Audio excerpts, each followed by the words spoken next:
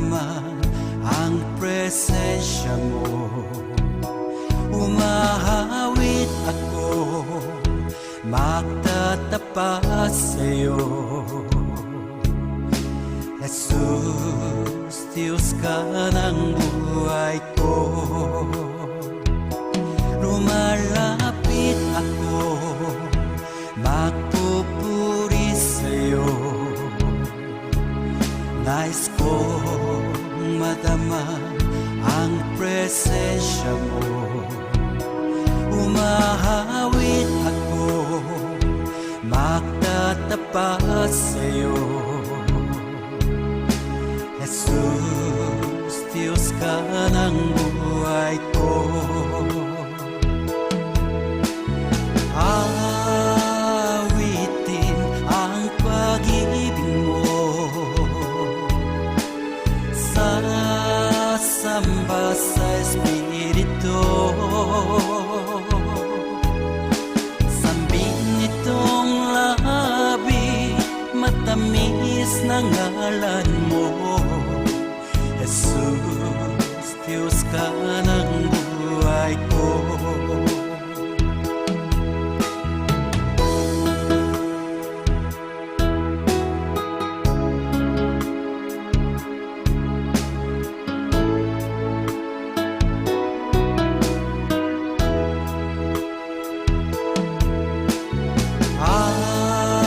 Awitin ang pag-ibig mo, sasamba sa Espiritu. Sambin nitong labi, matamis na ngalan mo. Jesus, Diyos ka ng buhay ko. Awitin ang pag-ibig mo, sasamba sa Espiritu. Sambin nitong labi, matamis na ngalan mo. Jesus, Diyos ka ng buhay ko. Jesus, Diyos ka ng buhay ko. Jesus, Diyos ka ng buhay ko.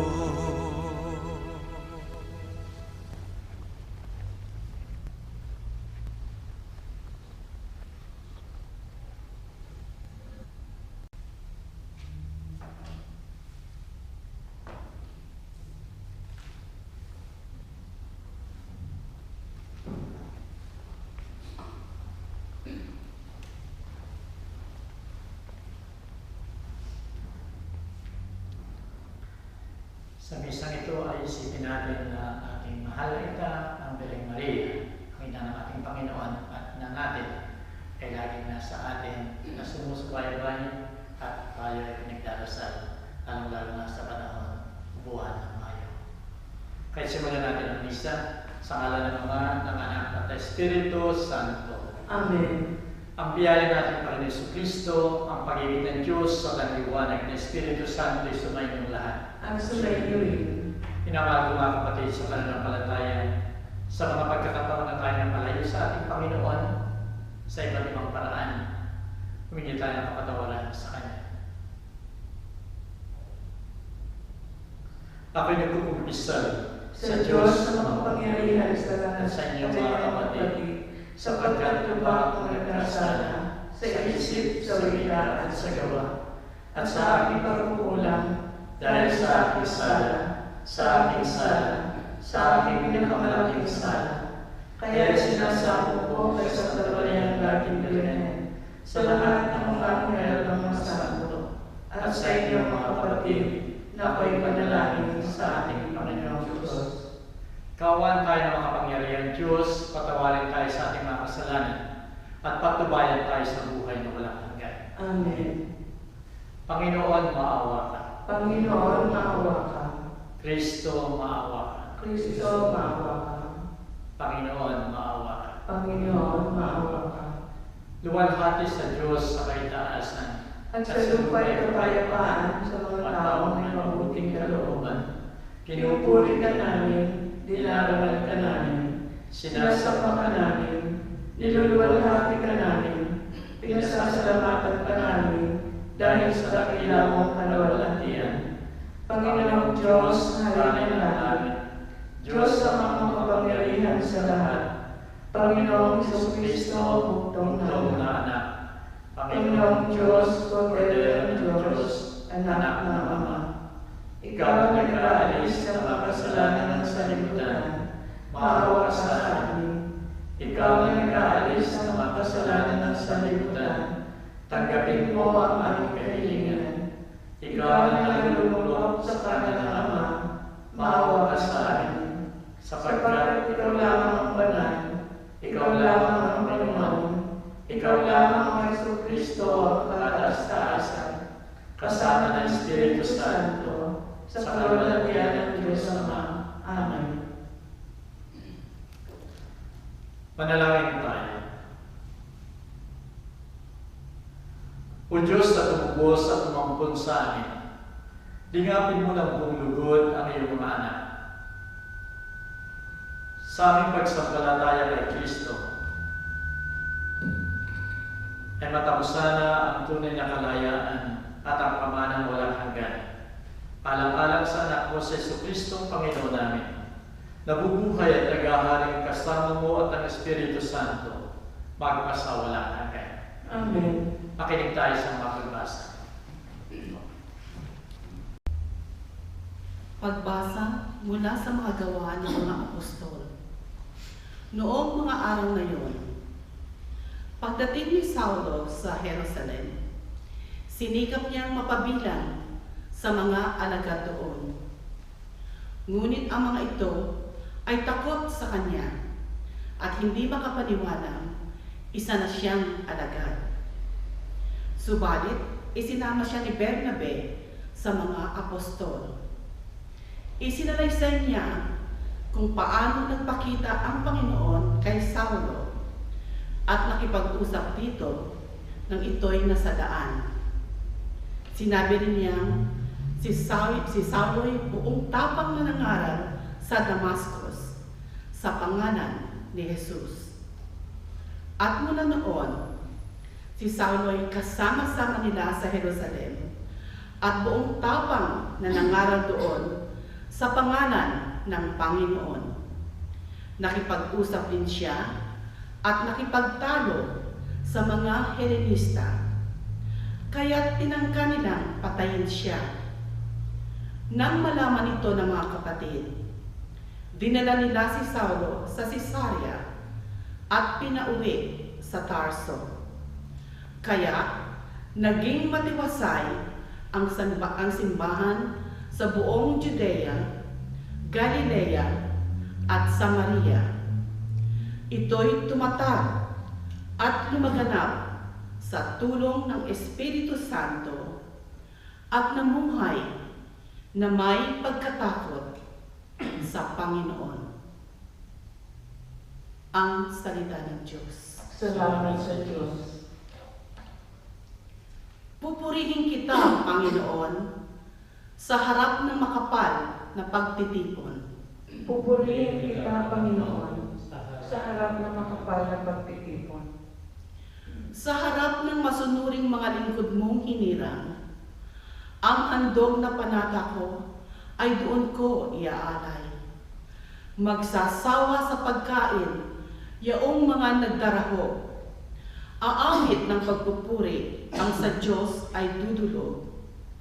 Buhay nila ay uunlad, sasagana silang lubos. Pupurihin kita, Panginoon, sa harap ng makapal na pagtitipon. Sa dakilang Panginoon, ang lahat ay magbabalik. Ang lahat ng mga lahi ay sasambang may pag-ibig. Mangangayupapang lahat ang mga palalot mayayabang. Ang lahat ng mga tao ay yuyuko sa may kapal. narito sa daigdig na nilikhang mamamatay. Pupurihin kita, Panginoon, sa harap ng makapal na pagtitipon. Maging lahing susunod pa ay sasambat maglilingkod at mayroong mga ngaral sa kanila tungkol sa Diyos. Sa lahat ng sisilampay, ganito ang ihahayag. Sa hinira niyang bansa ay Panginoon ang nagligtas. Pupurihin kita, Panginoon, sa harap ng makapal na pagtitipon. Pagbasa mula sa unang sulat ni Apostol San Juan. Mga anak, huwag tayong umibig sa pamamagitan ng salita o wika lamang. Ipakita natin ang tunay na pag-ibig sa pamamagitan ng gawa.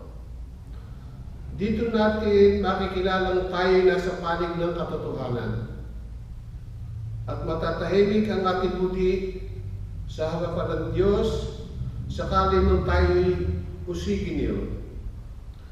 Sapagkat ang Diyos ay higit sa ating buti at alam niya ang lahat ng bagay.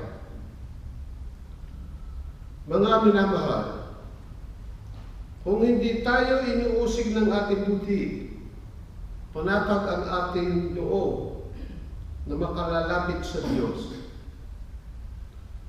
Tinatanggap natin ang anumang ating hingin sa Kanya, sapagkat sinusunod natin ang Kanyang mga utos at ginagawa ang nakalulugod sa Kanya.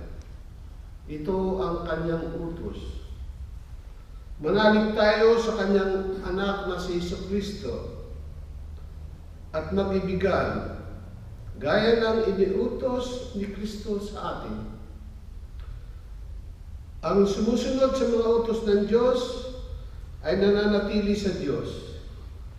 At nananatili naman sa Kanya ang Diyos. At sa pamamagitan ng Espiritong ipinagkaloob niya sa atin, ay nalalaman nating nananatili siya sa atin. Ang salita ng Diyos. Salamat sa Diyos.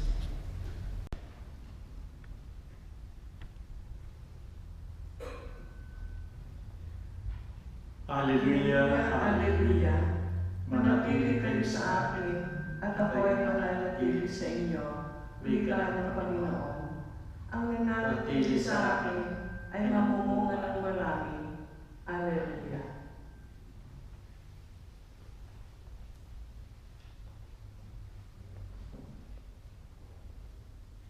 Sumainyo ang Panginoon. At sumayo. Ang pagbasa sa Banal na Ebanghelyo ayon kay Juan. Lulhati sa iyo, Panginoon. Nang panahon yun, winika ni Jesus sa kanyang mga alagad, "Ako ang tunay na puno ng ubas at ang aking Ama ang siyang manggagawa. Ang lahat ng sanga sa akin na hindi namumunga ay puputulin, at lahat ng sangang namumunga ay pupungusin upang lalong magbunga. Kayo ay malilinis dahil sa salitang sinabi ko sa inyo. Manatili kayo sa akin at ako'y mananatili sa inyo. Kung paano ang sanga ng ubas na nasa kanyang sarili ay hindi nagbubunga kung hindi manatili sa puno ng ubas, gayon din kayo kung hindi kayo mananatili sa akin. Ako ang puno ng ubas, kayo ang mga sanga. Ang nananatili sa akin at ako sa kanya ay namumunga ng sagana, sapagkat kung wala ako, ay wala kayong magagawa anuman. Ang hindi nananatili sa akin ay tatapon sa labas na katulad ng sanga at matutuyo. Pagkatapos, tinitipon ang mga ito at inihahagis sa apoy upang ipanggatong. Kapag nanatili kayo sa akin at nanatili naman sa inyo ang aking mga salita, hingin ninyo ang anumang ibig ninyo at ipagkakaloob sa inyo. Ikararangal ng aking Ama na kayo mamunga ng sagana at maging mga alagad ko. ang salita ng Diyos. Purihin ka, O Kristo. Minamahal ko mga kapatid sa pananampalataya, ang kagustuhan ng tao ay makadiscover ng mga bagay. Ito'y malalayo, malalaking mga bagay na hindi pa nakikita o nadidiscover before. Kaya noong 1958 nagsimula na magkaroon ng mga misyon sa kalawakan. Gusto nilang makita yung pinakamalayo. Hanggang ito ay makita yung ibang planeta, katulad ng buwan. Kaya from 1958 ay nagsimula ang paglabas sa planetang daigdig upang tingnan na nasa labas. Ang purpose nila nga ay makarating sa buwan. Nagkaroon ng maraming misyon. 64 hanggang noong 1988 ay nagkaroon ng mga misyon ito. At dahil dito, 64 mission bago nagpadala ng tao kasama ng mga spacecraft na yon. Subalit hindi sila nakarating sa buwan. Hanggang noong 72 mission, doon lamang naging successful. At dito nga sila nakalapag sa buwan. At ang unang tao, si Armstrong, ay nakayapak sa buwan. Minamahal ko mga kapatid, sa 72 misyon, marami sa kanila ang hindi naging successful. Marami sa kanila nag-crash at nawala sa impapawid. Ganito ang pagpunta sa malayong lugar. Meron pang isang lugar na gusto natin puntahan. At ito hindi nangangailangan ng experiment. Hindi ito nangangailangan ng mga misyon na hindi magtatagumpay. Gusto nating makarating sa langit at ibinibigay sa atin ng banal na ebanghelyo ngayon ang formula. Ito ay sigurado. Ito ay hindi kailangan ng experiment. Hindi kailangan na tayo ay matakot. Sapagkat sa banal na ebanghelyo ngayon ay sinasabi ang formula para makarating doon sa langit. At ang formula ito ay sinasabi, manatili kayo sa akin at ako ay mananatili sa inyo. Kahit sinasabi nga dito sa banal na ebanghelyo ngayon, ako ang puno at kayo ang mga sanga. Ang mananatili sa akin ay magkakaroon ng maraming bunga. Subalit ang hindi mananatili sa akin ay hindi mamumunga at wala kayong magagawa kung kayo ay hindi connected sa akin sa puno. Minamahal ko mga kapatid, ito ang sinasabi ngayon ng ating Panginoon na dapat tayo manatili sa Kanya. Papapalad tayong mga Kristiyano sapagkat tayong mga binyagan, tayo ay nagkaroon ng koneksyon sa puno sa ating Panginoon sa pamamagitan ng binyag. Yun nga lamang ang pinakamahirap gawin, yung sinasabi ng ating Panginoon na formula, manatili kayo sa akin at ako'y mananatili sa inyo. Napakahirap gawin ang manatili continuously sa ating Panginoon. Dahil kung ito'y magagawa natin, naroon ang tunay na buhay ng ating Panginoon. Paano tayo mananatili sa Kanya? Una sinasabi dito, sundin natin ang kautusan ng ating Panginoon. At ang sinasabi pa niya, the greatest commandment is love. Na dapat tayo magmahal. At sinasabi nga niya, kayo ay makikilala na kayo ay mga alagad ko kung kayo ay nagmamahalan sa bawat isa. Dapat i-maintain natin yung pagmamahal na yun sa bawat isa. Second na dapat natin gawin, dapat tayong sumunod sa will, sa kalooban ng ating Ama. At napakagandang example, yung buhay ni Maria, ang ating mahal na ina.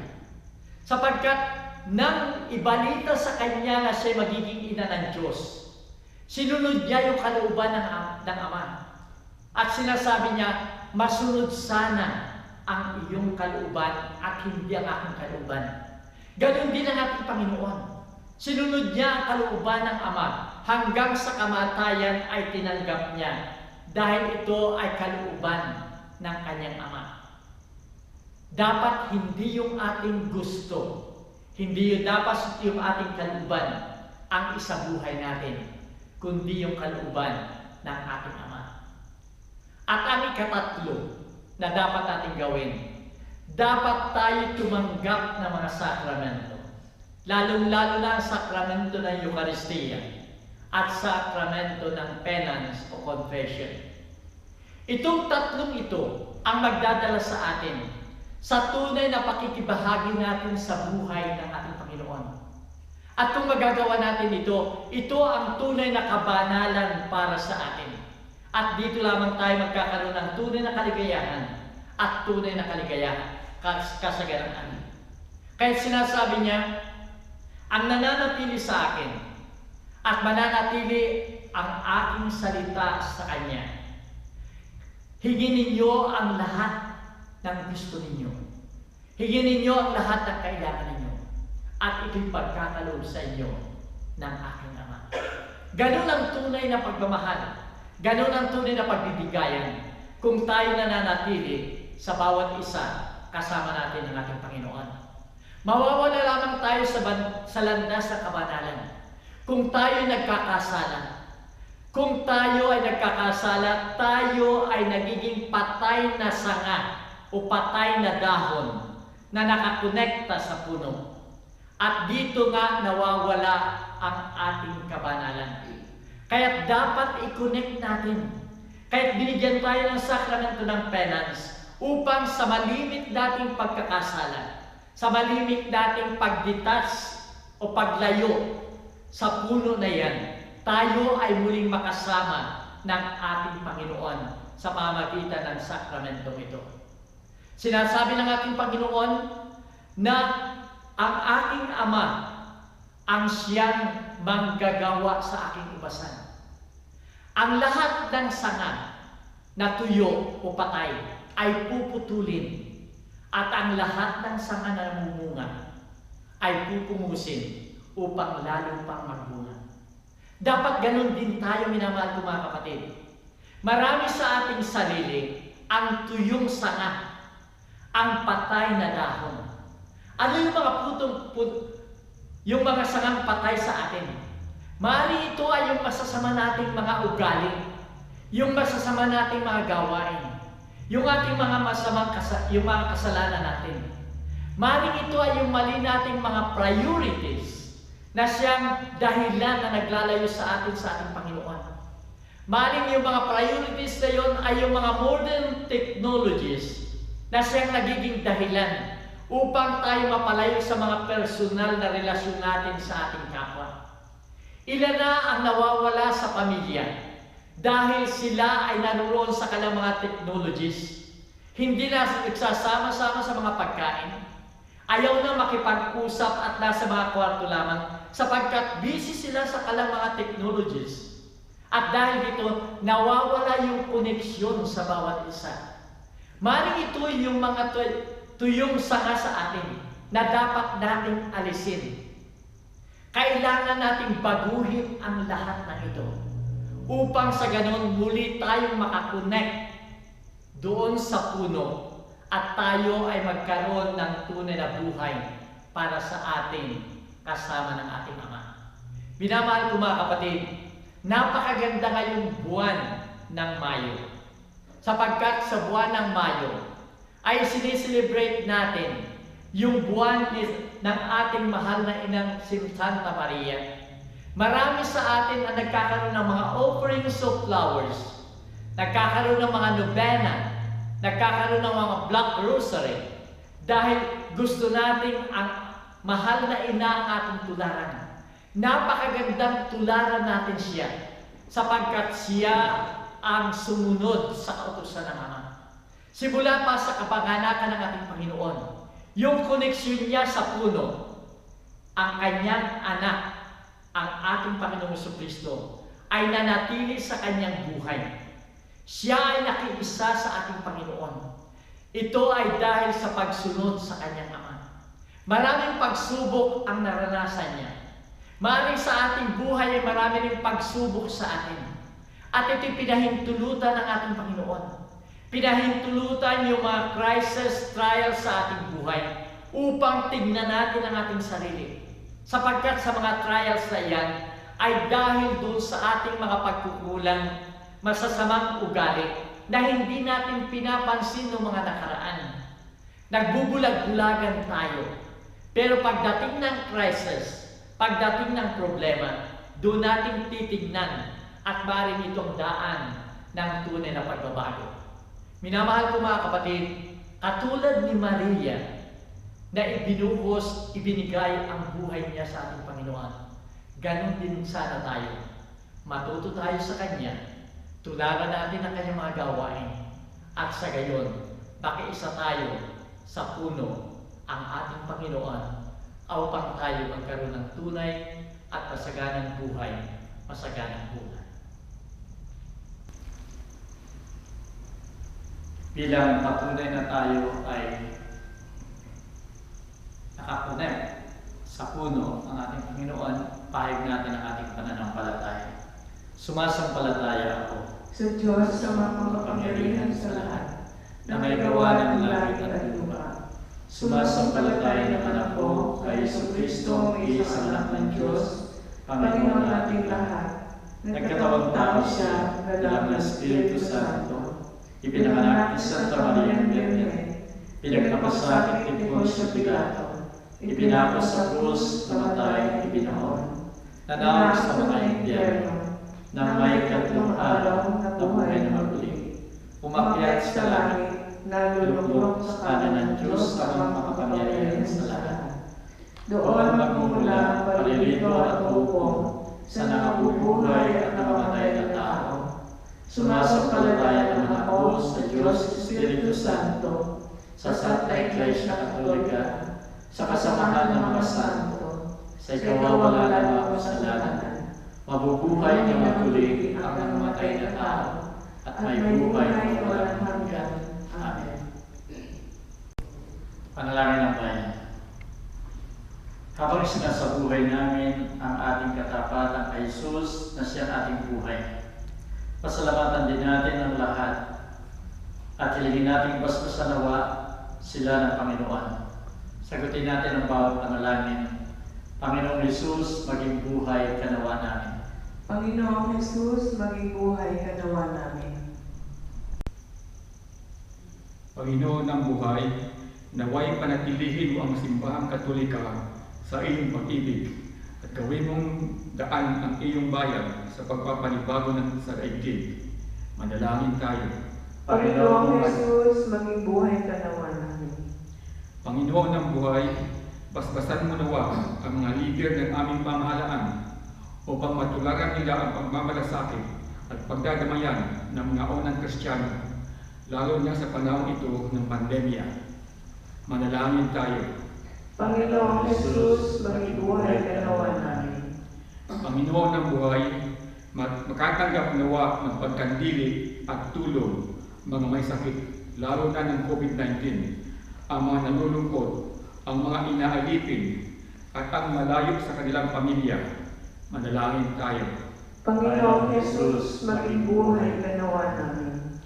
Panginoon ng buhay, maranasan nawa ng mga naligaw ng landas at ang mga tumalikod sa iyo ang iyong pagpapatawad at pagtanggap. Manalangin tayo. Panginoong Jesus, maging buhay kanawa namin. Panginoon ng buhay, hilumin mo nawa ang lahat ng uri ng di pagkakaunawaan ng mga Kristiyano at pagkaisahin mo kaming makakilos tungo sa pagtatag ng iyong paghahari. Manalangin tayo. Panginoong Jesus, maging buhay kanawa namin. Panginoon ng buhay, ibinigay mo sa amin ang iyong ina na maging patron ng aming kapistahan. Sana sa pamamagitan niya ay pagkaloob mo sa amin ang mga biyayang aming hinihiling at siya laging maging huwara namin ng kababaang loob. Manalangin tayo. Panginoong Jesus, maging buhay kanawa namin. Ipanalangin din natin ang ating pansariling intensyon.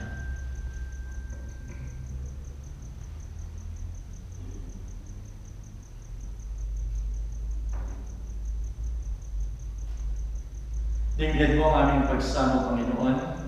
Gawin kami mga tapat na saksi ng pag-ibig mong nasa aming puso. Ikaw na nabubuhay at naghahari. Kaysa ng Ama at ng Espiritu Santo, Diyos magpasawalang hanggan. Amen.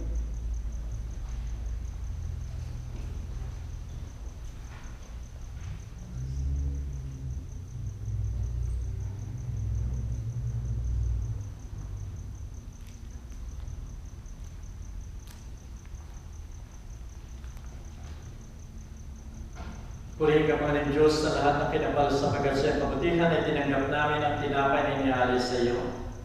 Nagaling sa lupa at pinagpagulo ng tao upang maging tinapay na magdudulot sa amin ng buhay na walang hanggan. Purihin at ipagtangal ang Diyos magpakailanman.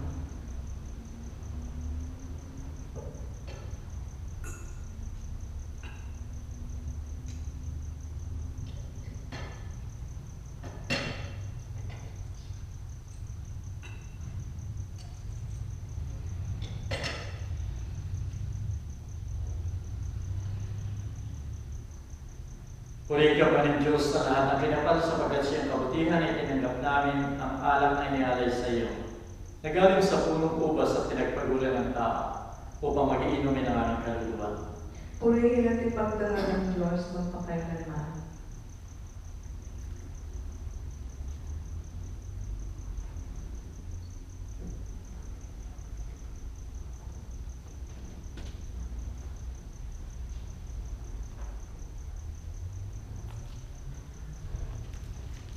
Manalangin kayo mga kapatid, ito pa ito ating sakripisyo, maging kalugod-lugod sa Diyos sa mga makapangyarihan. Tanggapin nawa ng Panginoon itong sakripisyo sa iyong mga kamay, sa kapulayan niya at karangalan, sa ating kagagaling at kanuwan niya ng Kristiyang banal. O Ama, sa bisa ng pagkain ito, binabahaginan mo kami na iyong buhay. Lubin mo ang aming pamumuhay ay maging saksi ng katotohanan ito. Alang-alang kay Kristo, aming Panginoon. Amen. Sumayin niyo ang Panginoon. At sumayin niyo rin, Isipin ninyo at mahalin ng Diyos. iniisip namin siya minamahal, Pasalamatan natin ang Panginoon nating Diyos. marapat at matuloy. Ama namin makapangyarihan, tunay ngang marapat na ikaw ay aming pasalamatan. Lalo na ngayong pinagbiriwang ang pagkain ng Mesiyas, ang maamong tupa na tumubos sa aming lahat. Ang iyong anak na minamahal ay naghaya ng sarili niyang buhay. Siya ang tupang umako sa kaparusahan upang mapatawad ang kasalanan ng sanlibutan. Sa pagkamatay niya sa banal na krus, ang kamatayan namin ay kanyang nilubig. Sa pagkabuhay niya bilang manunubos, pag-asa at pagkabuhay ay amin na kami. Kaya kaisa ng mga anghel na nagsisiawit ng papuri sa iyo, nang walang humpay sa kalangitan, kami nagbubunyi sa iyong kadakilaan. Santo, Santo, Santo Panginoon Diyos na makapangyarihan, napupuno ang langit at lupa ng kalwalhatian mo. Hosana sa kaitaasan, pinagpala ang maririto sa ngalan ng Panginoon. Hosana sa kaitaasan. Ikaw nga, Panginoon, ay tunay na banal at siya'y nagmumula lahat ng kabanalan. Sana makakaloob na ito sa pamagitan ng iyong Espiritu upang sa aming kapamanuto ay maging katawan at dugo ni Jesucristo, aming Panginoon. Bago siya kahirapan at pagpakasakit, kinuha niyang tinapay. Nagpasalamat sa iyo. Hinati yun at ibinigay sa kanyang mga alagad na angwikan. Tanggapin ninyong lahat ito at kanin. Ito ang aking katawan na iyahandog ng dahil sa inyo.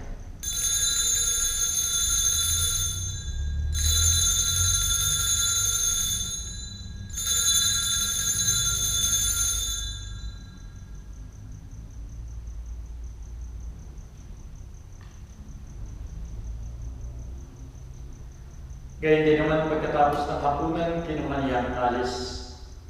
Muling nagpasalamat sa iyo at ibinigay yon sa kanyang mga alagad na angwikan. Tanggapin ninyong lahat ito at inumin. Ito ang kalis ng aking dugo. Dugo ng bago at walang hanggang tipan. Na sa inyo sa lahat ay bubuhos sa kapagpapatawad ng mga kasalanan. Gawin ninyo ito bilang pag-alaala sa akin.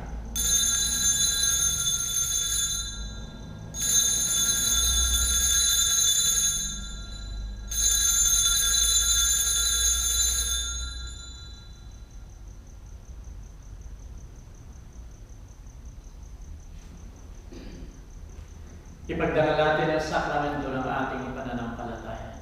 Si Kristo'y namatay, si Kristo'y nabuhay, si Kristo'y babalik sa wakas ng panahon. Kaya sa paggunita sa kamatayan at muling pagkabuhay na iyong anak, inalay namin sa iyo ang tinapay na nagdudulot ng buhay at ang kalis na nagbibigay ng kaligtasan. Nagpapasalamat kami sa iyo sapagkat pinarapat mo kaming tanggapin sa mahal mong harapan upang maglingkod sa iyo. Pakumbang sinasama namin na kami makikinabang ng katawan at dugo ni Kristo ay pag-isahin ng Espiritu Santo. Alalahanin mo, Panginoon, na iyong simbahan sa buong daigdig.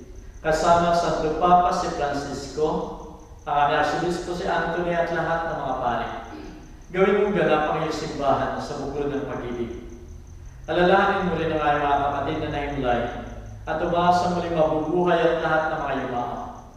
Tanggapin mo sana sila sa maluwalhati mong harapan. Maawa ka sa aming lahat. Gawin mo kaming marapat na pumasok sa buhay na walang hanggan. Kasama ni Maria, Birhina ng Diyos, kasama ng mga apostol at lahat ng mga banal, na tumupad na iyong kalooban sa lahat ng panahon upang magpuri sa iyo, alang-alang kay Jesucristo anak. Sa pamagitan ni Kristo, kasama niya sa kanyang Diyos sa mga makapangyarihan, ikaw ay pinupuri at ikinagdaraman kay isa na Espiritu Santo, magpasawalang hanggan. Amen.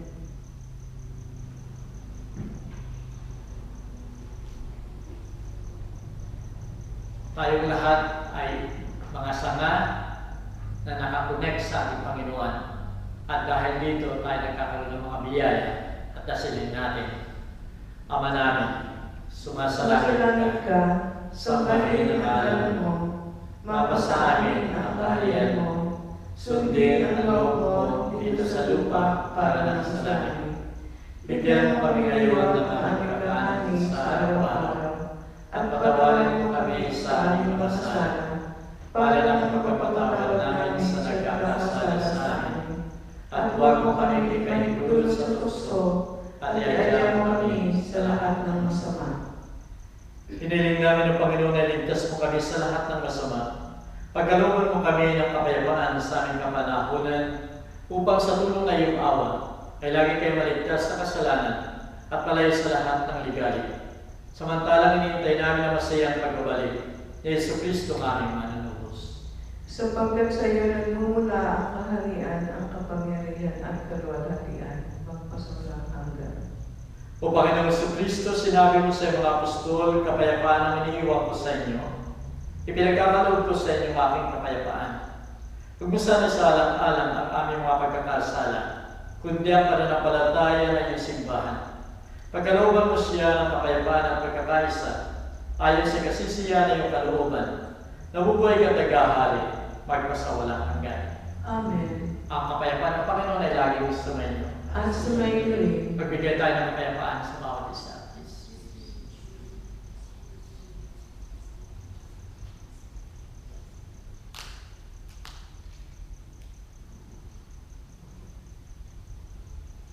Kordero ng Diyos, nag-aalis ng mga kasalanan ng sanlibutan, maawa ka sa amin. Kordero ng Diyos, nag-aalis ng mga kasalanan ng sanlibutan, maawa ka sa amin. Kordero ng Diyos na nag-aalis ng mga kasalanan ng sanlibutan, ipagkaloob mo sa amin ang kapayapaan.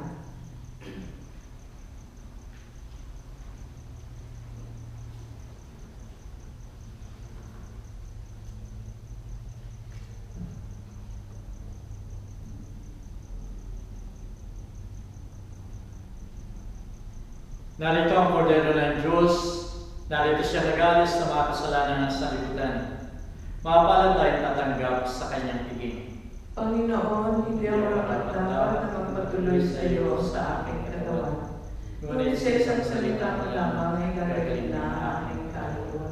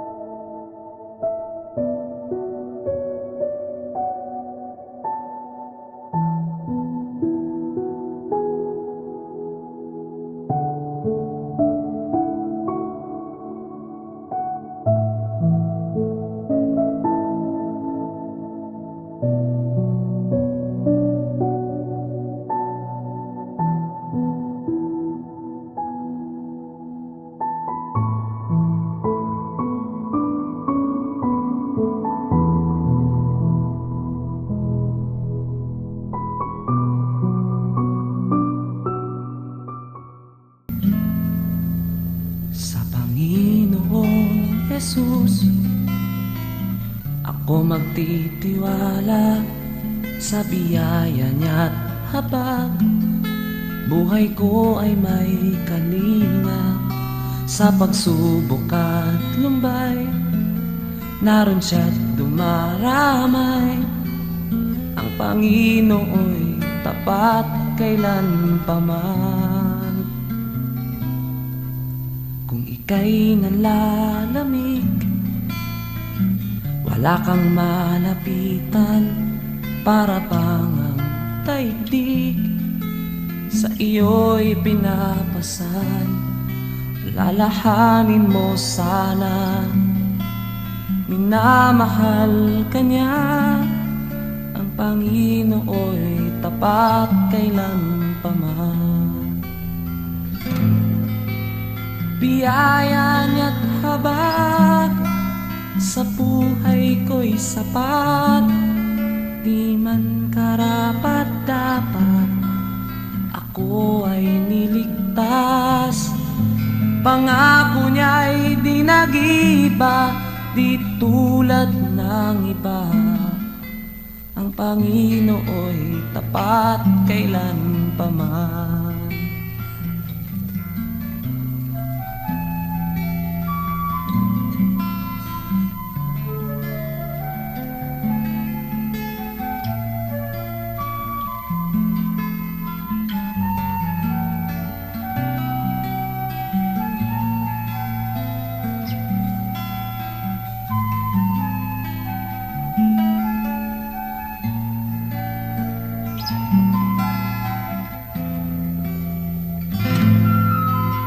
Biyaya niya't habag sa buhay ko'y sapat.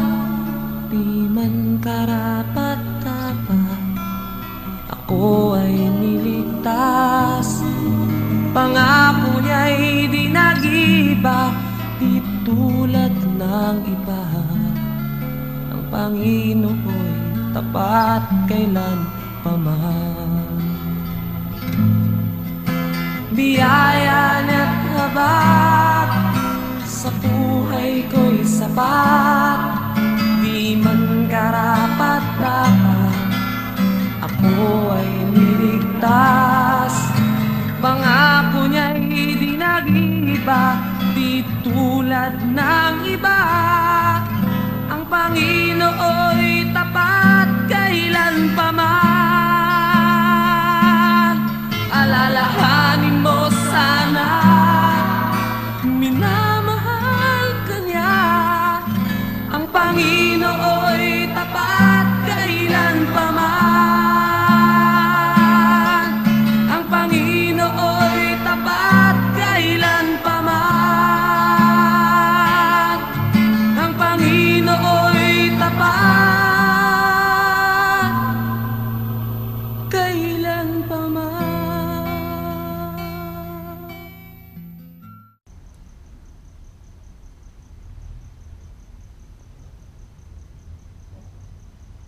Manalangin tayo. Isinasamo namin, Panginoon, kaligayahin mo ang iyong bayan. Ang aming mga buhay sana'y maangkop sa mga katotohanan ng aming pananampalataya. Alam-alam kay Kristo, aming Panginoon. Amen. Papasalamat ako sa inyong lahat sa pagdala niyo sa misang ito. Sana kayo naroon. Sana yung mga nasa Pilipinas at sa iba pang lugar na maraming mga kaso ng COVID ay pagpatuloy tayo ang umasa sa ating Panginoon na tayo papatumayan pa rin niya, tutulungan pa rin niya at ililigtas niya. Sumayin niyo ang Panginoon. At sumayin rin. Naway pagpalain kayo ng mga kapangyarihan Diyos, Ama, Anak at Espiritu Santo. Amen. Kumain tayo mapayapa, tapos na ang misa. Salamat sa Diyos.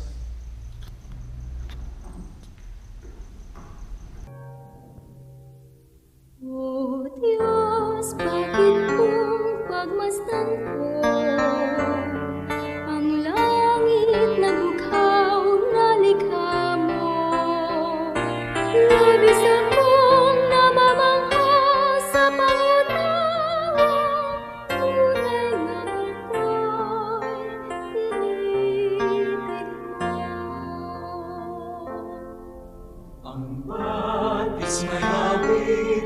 pagsamba,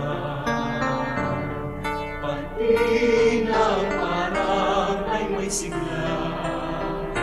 Labis akong namamangha kapag aking nadaramang ako'y inibig mo. Napakabuti mo sa akin, napakabuti mo sa akin, napakabuti mo sa akin, O Jesus. Napakabuti mo sa akin, napakabuti mo sa akin, napakabuti mo sa akin, O Jesus.